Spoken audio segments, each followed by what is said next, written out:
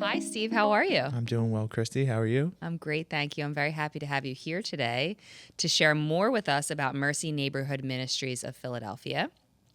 Can you start by telling us about yourself and what led you to your current role at Mercy Neighborhood Ministries of Philadelphia? Sure. I grew up in Philadelphia, South Philly specifically, in a working class background, and I studied communications at LaSalle.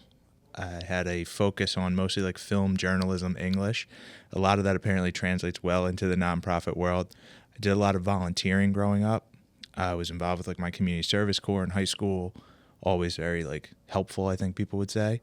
And I think that kind of led me to the nonprofit work that I do.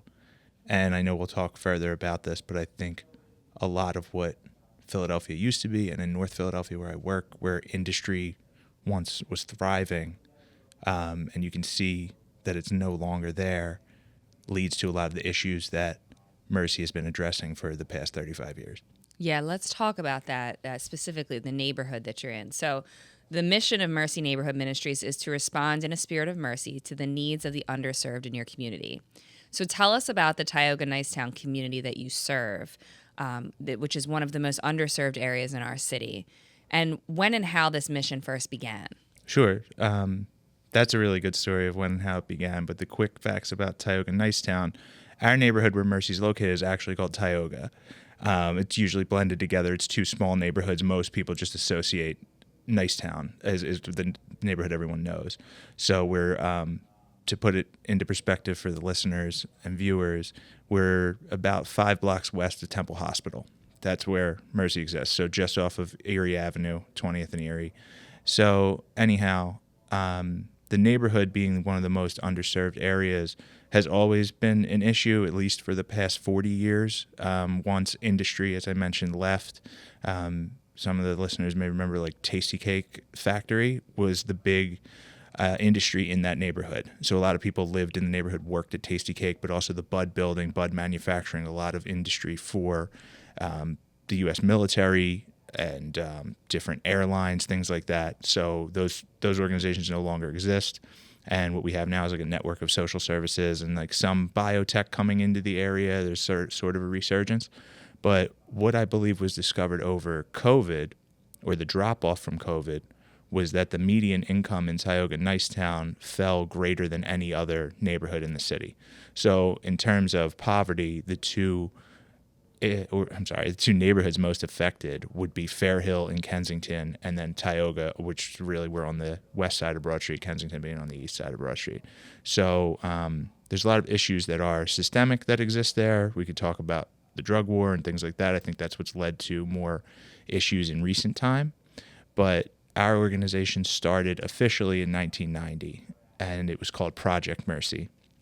And it was started by two sisters, Sister Ann Provost and Sister Marjorie Lowry, who are Sisters of Mercy.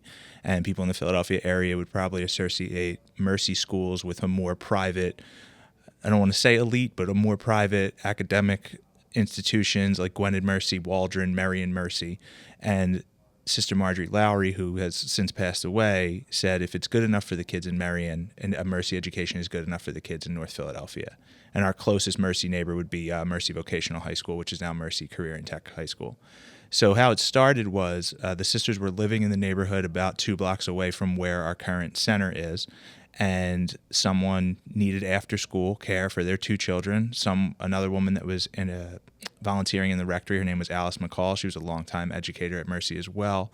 They just started watching children. We always say 2 children in a church basement is how this grew. And today we serve hundreds of children a day, and different, really probably hundreds of families with the different services that we offer. So it started there in 1990. In 1997, we became Mercy Collaborative Ministries, and by 2003, we incorporated as Mercy Neighborhood Ministries, Inc. We are not governed by the Sisters of Mercy, so we are not a Catholic institution, and we are basically founded by Sisters of Mercy, not a faith-based institution, but have a lot of support from the Mercy Network, and that's the short story of how we began. But 03 incorporated, 05 purchased an old warehouse that was, at the time, just storing conveyor belts. So it was kind of a dilapidated warehouse.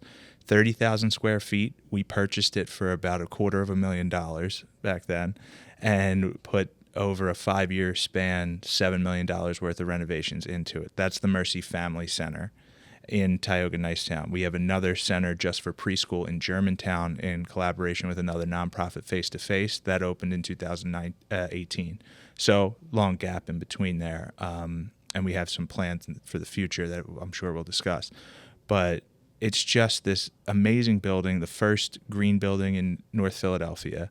I think since our construction, there were 40 more at least built, mostly through Temple and Temple Hospital on those campuses. But we're a LEED certified building, really maintaining also the look of an old factory. So before the conveyor belt storage, it was copper pipe manufacturing. So I think one of the things, especially when we talk about workforce development, another program that we run, we wanted to showcase that the factory was once this bustling hub for the community. And it speaks to the mission of Mercy of engaging with the community and building it back up, serving, strengthening, empowering, which is what we, beyond our mission statement, which is what we do. It's amazing that it started from, these two sisters and, like you said, the two children in the basement. I also love that, the sister said that, if this is good enough for the students in the Marion area, like it's good enough for the children in North Philly too. Just what a beautiful grassroots story, but that's grown to the ability for you to transition a warehouse building with a $7 million renovation is unbelievable. Mm-hmm. So I want to talk more about the program. So the overarching goal of your organization is to improve the quality of life for your neighbors by establishing a strong academic and economic foundation for future success and providing a caring, welcoming environment for seniors as well. Mm-hmm. So can you tell us about the different programs that you offer and what you're aiming to achieve with each of these programs? Sure. We have 6 programs, so I'll try to be as brief as possible, but there's a lot of information there. We really pride ourselves on being a multi-generational service center. So at our location in Tioga-Nicetown, most services that I'll discuss, is particularly the children and the senior care, all happen under one roof. And then we have a network that we work with other organizations to kind of host or rent space from for our other programs. So the 6 programs that we run are early education, after-school programming, senior care, adult education, workforce development, and meal distribution. So what I look at it as, in terms of economic and educational opportunities, we are meeting needs for the future, and we're also, we're preparing people for the future, and we're also meeting needs that are immediate. So our early education program is all Head Start, and so that means it's free for all of the families that come to Mercy. So Head Start, is a 60-plus year old program run by the federal government that provides a quality early education for students, for low-income families in particular. So that reaches on a daily basis between our 2 sites. We teach 140 students between the 2 sites. That's ages 2.5 to 5 years old. We are also regulated by the state of Pennsylvania as a Keystone Stars 4-star center. So most daycares that open don't need that regulation, and daycares can benefit from child care subsidies, but they're not regulated by the state. They're not regulated by the school district. It truly is just a daycare, and neighborhoods like ours tend to be oversaturated with that. So going back to the Mercy education, we have to have those parameters in place to make sure that exists. So our program director, Barbara Coleman, has been with the organization since its beginning. So she's 30-plus years with us. She's a retired educator from the Philadelphia school system. She does an amazing job with our students. And all of our students that leave are 100% prepared for kindergarten and read on grade level. Literacy is also a major factor in addressing some of the other issues that face our community and issues within the school system in general. After school programming, we serve kids K through 8, and that's year round. So our program is called Learning is Recreational, and we had some funding maybe a decade ago from the National Recreation Foundation to get our STEM program off the ground. So it's STEM learning is a cornerstone of that program. We work with Settlement Music School, so every child from preschool through 8th grade gets music lessons once a week. We have also in the summertime, we work with the Starfinder Foundation that I think I've seen on your social media as well. And they're a great organization. We've been working with them for about 5 years. So we have science, music, athletics. Well, STEM's a lot more than science, but STEM, music, athletics. And we're hoping to add dance in the next year and expand all of those programs to put after-school programming in our Germantown location as well. Awesome. So it's really, really awesome. Senior care is adult daycare. That's at our Mercy Family Center in Tioga, and that is a program that has also existed basically since our beginnings.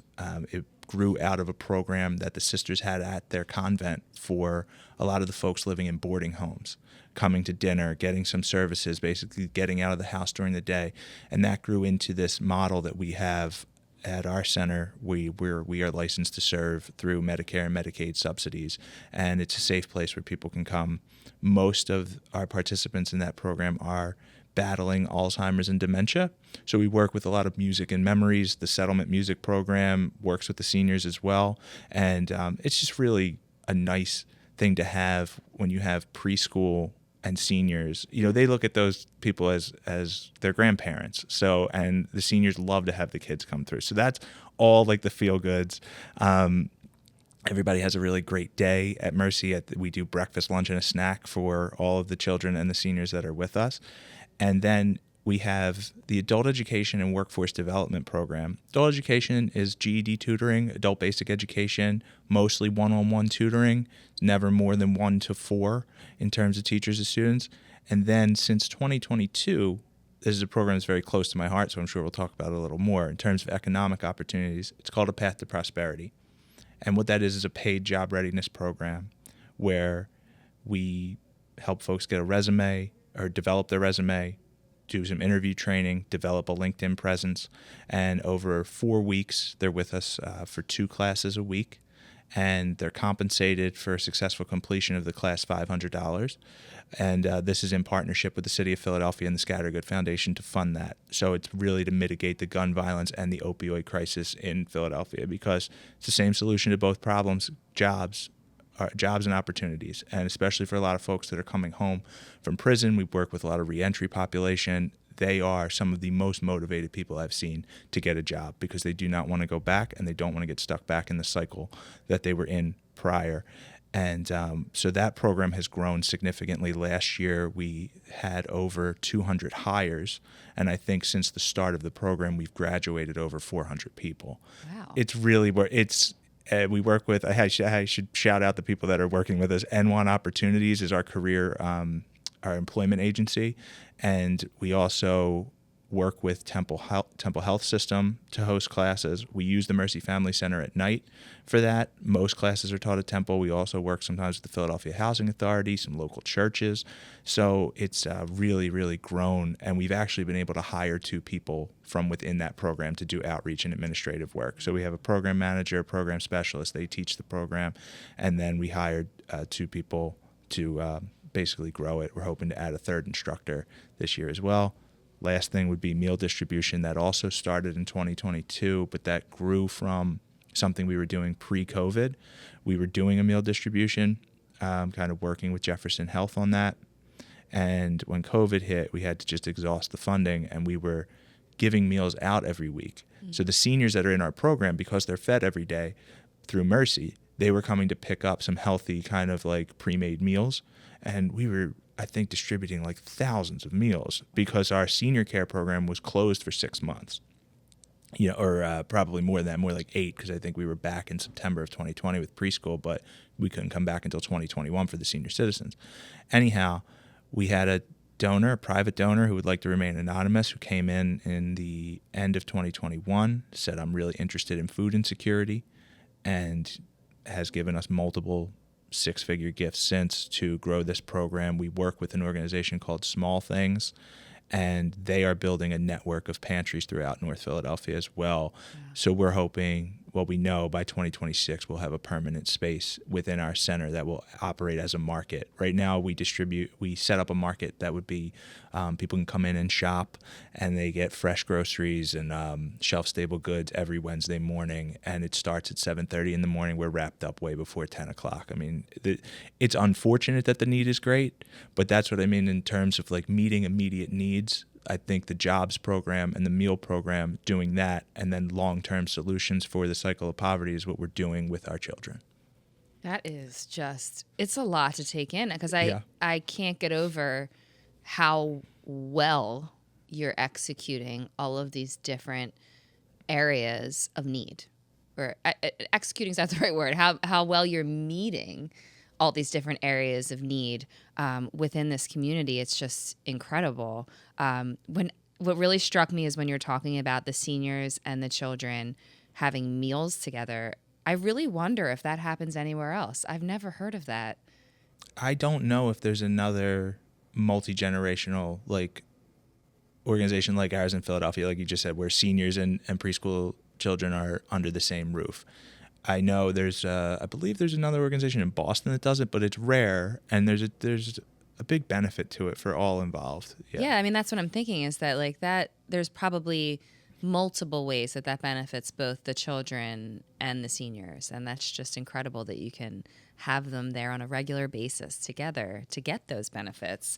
And you did just mention, talking about how some of these programs address the cycle of poverty. So can you elaborate on how the organization's programs such as early education and youth development, adult daycare, or, the job readiness, which of these programs, I guess you can identify, helps to really break the cycle of poverty in Philadelphia most effectively? Oh, wow. I think breaking the cycle has to be early education because in the conversations that I've had, education and literacy specifically lead to a lot of other issues. When we talk about the school-to-prison pipeline or the dropout rates that have gotten actually much better in Philadelphia over the past decade and with various administrations, I think breaking the cycle of poverty long-term has to be what you're doing with children. And even to mention our partner Face to Face, the work that they do as an organization is essentially providing meals to individuals that need them. And they wanted to put a preschool in their building and have Mercy operate it because they said their goal would be that the children that come to Mercy will never have to come and get a meal from Face to Face. Which is a great vision to have. There's often the commentary that nonprofits should be in the business of putting themselves out of business, right, especially when you're dealing with poverty. That's a big reach goal to do that, right? But it's more important to talk about that than about the numbers of people that we're serving every year, which is also very important. It's both sides of it. And because when you get into that conversation, that's when you start to talk about funding and numbers, and those should be those are separate from, I think, the work that you're doing. And when you try to blend them together, that's where you can find solutions. I also think, as I mentioned, it's close to my heart. I was like the architect of it, but the Path to Prosperity program is helping to reduce the cycle of recidivism. I believe in Chicago, which is where I got the idea from, this model of getting people jobs to reduce the violence and reduce the recidivism rate of folks returning to prison. I think it drops by like 40%. Wow. When you're able to get people jobs. So, and the gun violence rate in Philadelphia since these programs, it's right on track. Actually, since these programs and investments were made in 2022, the gun violence in our community and citywide has dropped by 40%. We're at I think we're at the lowest rates in basically a decade, maybe 8 years, since these investments have started. So these are great solutions, and it shows in like how we can work together and how nonprofits play a role in doing this and changing the community. I will say, I think that there's a lot of nonprofits doing amazing work, and I would love for there to be a more cohesive network. I think the city's doing that with some funding, and Mercy itself, I see a vision for the future of us becoming sort of a social service network throughout North Philadelphia. Yeah, and it definitely is true that the more that nonprofits collaborate with each other and the more, just everybody's working towards the common goal, that more gets done, right? True. The greater impact is made. So I agree. I'd love to see more of that going forward for our city, especially because you can see now, as you just mentioned, the solutions are working. Yes. You know, the solutions that are in place are working and are making a difference. So the more that we can come together and create, more intention around those solutions, hopefully those rates are going to change even further.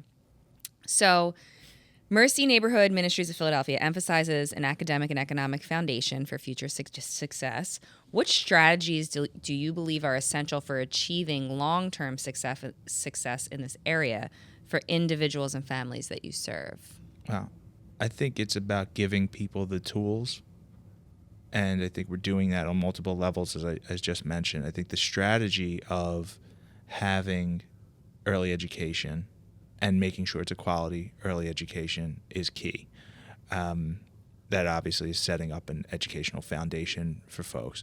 The economic piece is also, what we're doing with the Path to Prosperity is very much teach a man to fish kind of stuff. But there's no reason why that person shouldn't be fed while they're learning how to fish. And I think that's the philosophy that we operate with. It's like, yes, it's a paid program, which many people were adverse to, but we're putting money into people's pockets. I shouldn't say many people. We had some opposition to that and conversations that had to be had with even other nonprofit partners. It felt like the compensation was too much. But the thing is, the dollar leaves our community, I think this probably less than an hour, maybe even less than that. So the more we can put money into people's pockets and make them feel valued, I think that's a big part of it as well. Right now, we are embarking on a strategic plan, and the title of that is To Serve and Strengthen.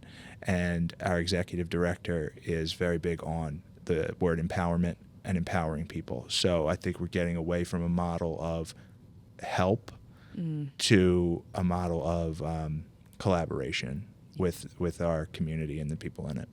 Well, that leads me to my next question about how your organization engages the local community. So can you tell us more about how you engage the local community to understand, for you to better understand its needs and incorporate feedback into the program design and delivery? So is that sort of how this empowerment idea came about too, is maybe that the feedback is that less emphasis on help, more emphasis on a need for empowerment? Yes, and I think being less prescriptive. I think what often happens with nonprofits in low-income communities, and particularly, I don't reflect the community that we work in, right? It's a predominantly African-American community, and there's often people that look like me that pop up and say, we know how to help you. Yeah. We know what you need, but there's not a dialogue that's being had. So Mercy, going back to parents saying, hey, we need childcare, right? That's baked into the foundation of our organization, is the conversation with our community allowing empowerment to occur. And it's really, I think it's touched every program. And we didn't start with preschool.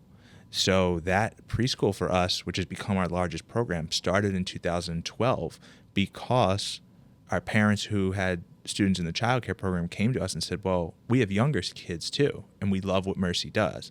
They've also asked us to start a kindergarten. We don't know if we could do that, but people understand the model that we have and are, I think, sorry, I lost my train of thought there, and they like our, I think, openness to their suggestions, right? They understand that Mercy wants to hear what they need, even in shaping various programs, shaping the meals program. The meal program was Mercy Meals was designed to be a program where children took home food for the weekends. Well, our families don't really need that.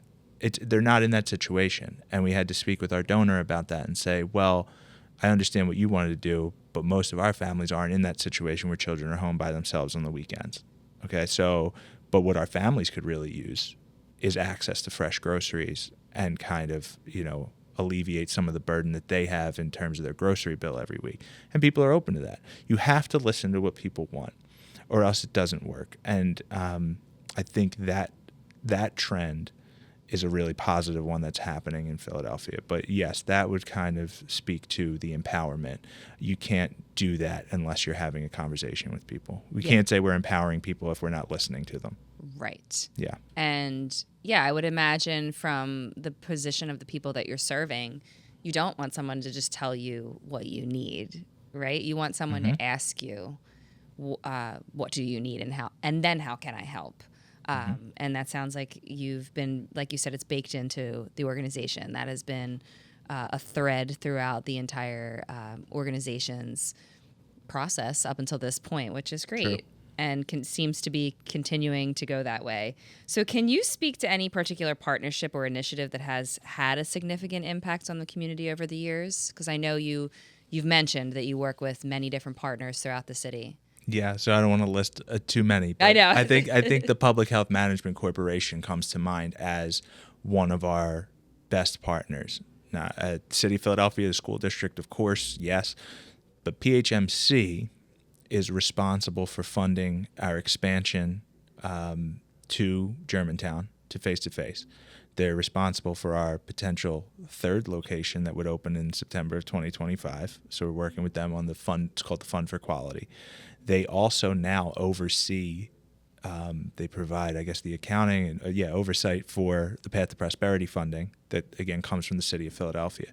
So in terms of like a pass-through entity, it's governance, providing services and helping us as a guide to make sure everything's within regulation in terms of opening new sites and things like that. They have been, I think, in my experience in the 10 years that I've been at Mercy, a very essential partner to what we're doing because they're touching both ends of the spectrum that we've been talking about for this conversation. So, I credit Public Health Management Corporation with a lot of what we're doing. They're very much behind the scenes. They don't necessarily get a lot of the credit, and I don't think people would know maybe beyond the child care what they do. But they're an organization that I'm very happy that I've been able to work with. That's wonderful. And it's just wonderful that you have all of these different partnerships and avenues to work with other organizations throughout the city to help support your mission. And breaking the cycle of poverty is a key goal, as we've said, for your organization. Can you share some success stories, if you have any, of individuals or families that have been able to rise out of poverty due to the organization's programs? I'm sure there are many. I know I've been in conversation with people who have maybe sent their first child to college after they've come through the Mercy program. I think seeing and hearing from the Path to Prosperity program of people kind of getting back on their feet once they've gotten a job through our program, they'll come back and talk about why it's important, and then they become advocates for the program.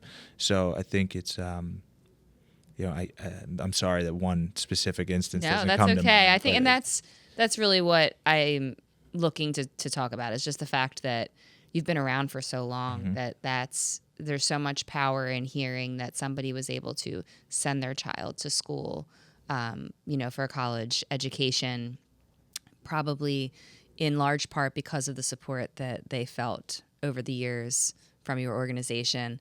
And I'm glad you touched on that Path to Prosperity, the folks there too, because that is, as you're telling me about it, I'm realizing, that is one of the greatest things that we could probably do for our city in terms of organizations who are looking to empower and help, is give someone that path exactly to prosperity, to give them and to see them in a way that affirms for them, you're valuable to us and to this community, and we want to help you build your skills and help you build your own opportunities moving forward so that you can get back on your feet. I would imagine that goes a really long way. You might not be able to speak to that now, but I'm sure in decades from now, there will be people that can come back and say what a major difference that made, not just in their life, but in their family's life as well. I would hope so. I would hope some people, like I know there's people that, as I said, get on their feet, maybe get their first apartment, things like that. And I didn't mention that several, I don't know the percentage-wise, but a good bit of our preschool teachers actually were taught in elementary school by our program director. Oh, wow. And then we also have some parents, a lot of parents, again, we've been around for so long, that have come through Mercy and then send their children to Mercy. So for some individuals, that may move out of the neighborhood, maybe to like the lower northeast and things like that, they still see Mercy as a great place for childcare, preschool. So, if they're on their way downtown to a job, we become the drop-off point for early education for them because they trust us and they know the education that they receive. So we don't have an alumni base like a normal Mercy school would have, but I think we're getting there. I think we can get to that point, and it's really been nice to see as someone who came on board maybe like a little less than halfway through the organization's existence, especially in the new center, right? Not for the early days. I came along when the Mercy Family Center was already constructed. So I've seen different cycles of people come through, and I'll recognize children that are now like in high school or college that come back to pick up their little brother and sister. So I think what we're doing is a really wonderful thing. What our teachers are doing, I should say. So I'm behind the scenes. So well, no, but what your I'm organization as a whole is doing, and that's awesome. I think that does speak volumes about your program, that anybody would want to then send their child through, even if they're not in the neighborhood anymore. Mm-hmm. That's awesome. So on this show, we often discuss the topics. I shouldn't even say often. I talk to everybody about these topics because they're my favorite. Compassion and community. Mm-hmm. So first, can you tell us what your own definition of compassion is and how it relates to the work that Mercy Neighborhood Ministries does? Sure. I think my own definition of compassion would be different from the dictionary's definition of like pity, sympathy. I think it's more about empathy and respect. And that speaks to the conversation we were having about the dialogue that you have to have with individuals. I think the empathy that you have allows you to relate. It doesn't, I don't like the idea of pitying people. I think there are circumstances that are certainly out of folks' control when it comes to the issue of poverty. So if you can empathize with that and understand, like, I could be in that situation at any moment as well, right.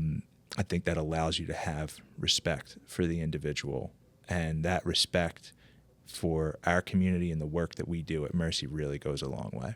Yeah, I really like that definition. And it's interesting. Most people that I ask this question, everybody does touch on that fact that it's not about pity. And it's kind of a shame that is a part of the like textbook definition of compassion, because it is so much more than that. And it's empathy in action, really. Empathy and respect. I love how you said that. So being an organization that is clearly heavily invested in community and the community that you serve, what would you say is the most important reason why this type of community support is so vital? I think if you want to make a widespread change, you have to start at home, which I know a lot of people talk about. I'm sure there's a better phrasing for that. And I think Mercy does that. A lot of people call Mercy home. They call Mercy a family. Community can mean a lot of things. And the family that we have at Mercy is more like one that you chose for yourself. And I think that's important for our community as well, to have somewhere where they can feel included. I think it's a warm place. We say it's a safe haven. I think those are the key terms that we have for our community. Was there another part to that question that I... No, I think that was perfect. That makes a lot of sense. The fact that it's you want it to be a place where people see as a home base, and a chosen home base. That I think that speaks to the heart of community. Really, that we can have community anywhere we choose to have community, and it can mean so much to us to have that sometimes outside of your actual home, a home that feels, like a safe space, and it feels like community is there for you, regardless of anything else that's going on in your life. They're there to support you. And it sounds like that's absolutely what Mercy is doing and has been doing for a long time. So thank you so much for sharing all this with us, because like we said, you've been around for a long time, but I don't know that everybody's familiar with your work. And in order for your work to continue to grow and thrive, you do need people aware, right, in the community. And that's this was a great opportunity for us to really get a more in-depth understanding of all the different programs that you have and all the ways that you're supporting the community where you are and all the ways that you are looking to expand going forward. So can you share with listeners how they might be able to get involved, volunteer, or support the ongoing work of Mercy Neighborhood Ministries? Absolutely. Yeah. So anyone can visit our website, mercyneighbors.org. Our Facebook and Instagram are both at Mercy Neighbors. Instagram is very active. I would say check that out. You see the most up-to-date information. But I would say reach out via the website. If the email comes through, it's going to go to me or my associate director, and we'll put you in touch with the right people. If you're interested in donating to the organization, same thing. Visit our website. You can also reach out to me. You can always call Mercy, ask for Steve. That would be fine. I'd be happy to talk to anyone about that. And getting involved, can mean a lot of things. It can mean volunteering, can mean donating, can be connecting us to another nonprofit partner. If you heard some of the things that we're doing here, especially in the area of workforce development, that tends to be a growing area, and any kind of employers or opportunities that we might have for our folks for jobs, that would be wonderful. So there are many ways to get involved with the organization. And even if you'd like to come to the center or our preschool in Germantown, you can volunteer any day of the week. We'd be happy to set you up with that. You can read to the kids. You can do some activities with the seniors. You can tutor in GED. So, possibilities are pretty much endless within the realm of what we do. That's awesome. Do anything. I think it's so great to give listeners those sort of ideas of how they can get involved and that there's many different ways. I'm also glad that you talked about the any employers that might be able to, because I think oftentimes people want to help, but they don't know how to help, right? And so it's awesome to be able to give them some options. So thank you for sharing that with us, and thank you for being here today. It was such a pleasure to have you on the show. Thank you for having me. This is awesome. This is great. Good. Thank you. You're welcome.